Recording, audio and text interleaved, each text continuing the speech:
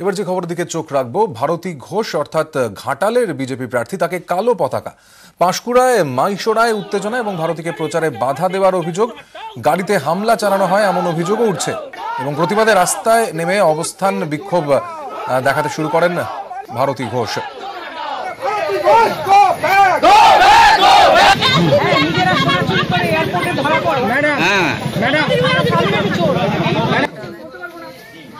কাউকে বিশ্বাস না করো, টিএমসি কে দাও আবার মার খাও, সেটাই বলে গেলাম।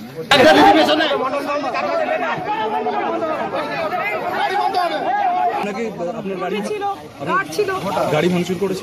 হ্যাঁ দুটো গাড়ি জমে যাচ্ছে, তারা পাবে ভবিষ্যতে দিকে দেখো দি কি উন্নয়ন হয়নি।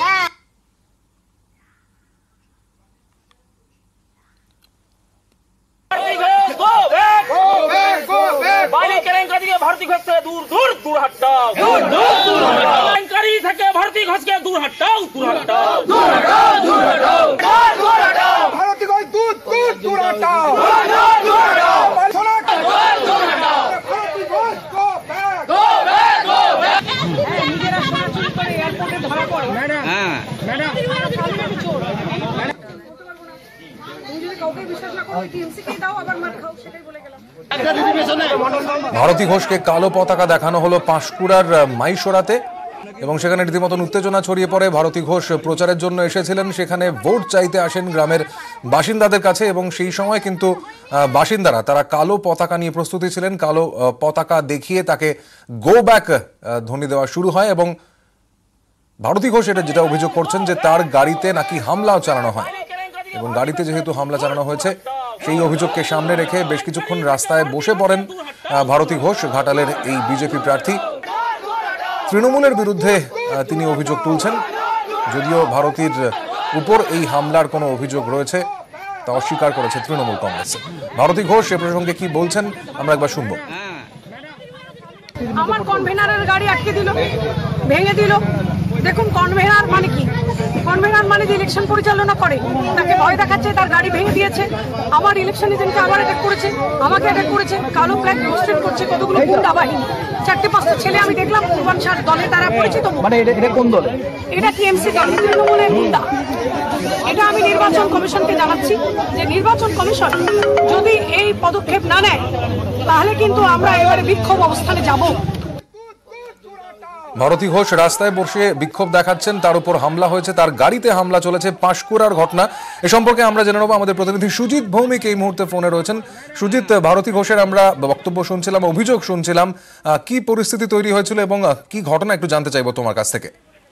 দেখো, ঘাটাল লোকসভা কেন্দ্রের বিজেপি প্রার্থী ভারতী ঘোষ আজকে এই যে লোকসভা কেন্দ্র ঘাটাল পশ্চিম মেদিনীপুরের 6টি বিধানসভার পাশাপাশি পূর্ব মেদিনীপুরের পাঁশকুড়া বিধানসভাও রয়েছে এই ঘাটাল লোকসভা কেন্দ্রের মধ্যে।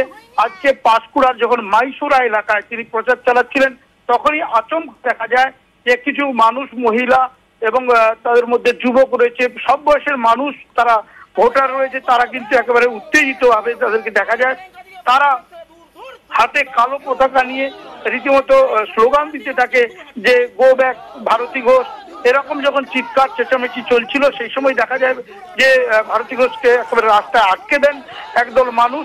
তারা উত্তেজিত হয়ে কিন্তু ভারতী ঘোষের বিরুদ্ধেই স্লোগান দিচ্ছিলেন যে তৎকালীন পুলিশ সুপার থাকাকালীন তিনি কিন্তু তাদের উপর নানা অভিযোগ, মিথ্যা অভিযোগ দিয়েছিলেন, মিথ্যা মামলায় ফাঁসিয়েছিলেন তাদের বাড়ির লোকদের। এইসব কথা বলে তারা কিন্তু ভারতী ঘোষকে রাস্তা আটকেই দীর্ঘ সময় ধরে তারা বিক্ষোভ দেখাতে থাকেন। শুধু বিক্ষোভ দেখানোই নয়, কালো পতাকা হাতে যেমন বিক্ষোভ দেখাচ্ছিল সেই সময় তার সঙ্গে থাকা তার পার্টির লোকজন অর্থাৎ বিজেপির যারা কনভেনার সহ বেশ কয়েকজন সমর্থকের গাড়ি ছিল তাদের গাড়িতে হামলা চালানো হয়, ভাঙচুর চালানো হয়। এমনকি যেটা অভিযোগ যে ভারতী ঘোষের গাড়িতে ইট পাটকেল ছোড়া হয়। এই যে ঘটনা, এর ফলে রীতিমতো উত্তপ্ত হয়ে ওঠে পরিবেশ এবং সে তখনই দেখা যায় যে একদিকে যেমন তৃণমূল আশ্রিত কিছু লোকজন যেমন ছুটে আসেন, অন্যদিকে বিজেপির সমর্থকরাও রাস্তায় নেমে আসেন।